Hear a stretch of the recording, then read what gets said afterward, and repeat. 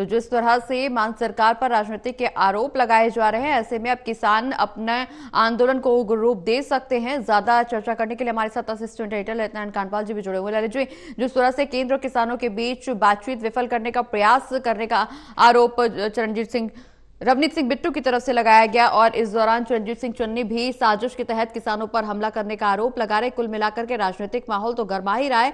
किसान आंदोलन को लेकर के आगे आने वाले समय में क्या कुछ स्थिति बनती हुई नजर आ सकती है, क्योंकि बातचीत बेनतीजा है और उसके बाद पंजाब पुलिस की तरफ से जिस तरह की कार्रवाई की गई, राजनीतिक माहौल गरमाया हुआ है, किसानों में भी नाराजगी देखने को मिल रही है।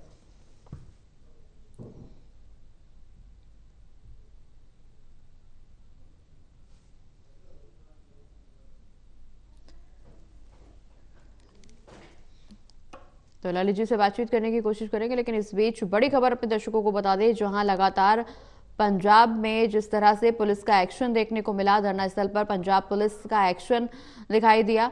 ऐसे में मान सरकार पर राजनीति के आरोप लग रहे हैं और ऐसे में क्या कुछ आगे ये आंदोलन रूप लेगा, किसानों का क्या कुछ रुख होगा, ये एक बड़ा सवाल बना हुआ है। ललित जी हमारे साथ हमारे असिस्टेंट एडिटर बने हुए हैं। ललित जी, पंजाब के पूर्व सीएम चरणजीत सिंह चन्नी ने बड़ा आरोप लगाया, साजिश के तहत किसानों पर हमला किया गया, केंद्र और किसानों के बीच बातचीत विफल करने का प्रयास किया गया, ये केंद्रीय मंत्री रवनीत सिंह बिट्टू की तरफ से आरोप लगाया गया। कुल मिलाकर के पंजाब पुलिस के एक्शन के बाद पंजाब सरकार अब सवालों के घेरे में आ गई है।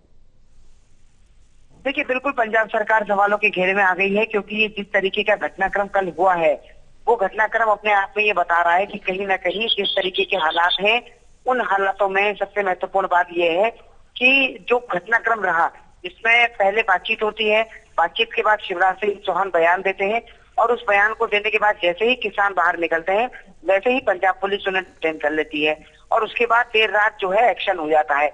हालांकि एक्शन से पहले पुलिस ने किसानों को ये समझाया कि वो इस जगह को खाली कर दें और उस जगह को कहीं ना कहीं क्योंकि शंभू बॉर्डर को तकरीबन 1 साल हो गया है, लगभग 1 साल हो चुका है बंद हुए।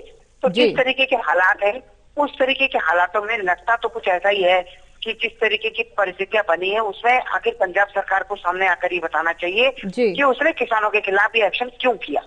जी बिल्कुल ललित जी, तमाम सवाल जरूर बने हुए हैं। हालांकि अब देखना ये होगा कि राजनीतिक संघर्ष और किसानों का संघर्ष किस दिशा में आगे बढ़ता है। बहुत बहुत शुक्रिया ललित जी, ये तमाम जानकारी हमारे दर्शकों तक पहुंचाने के लिए।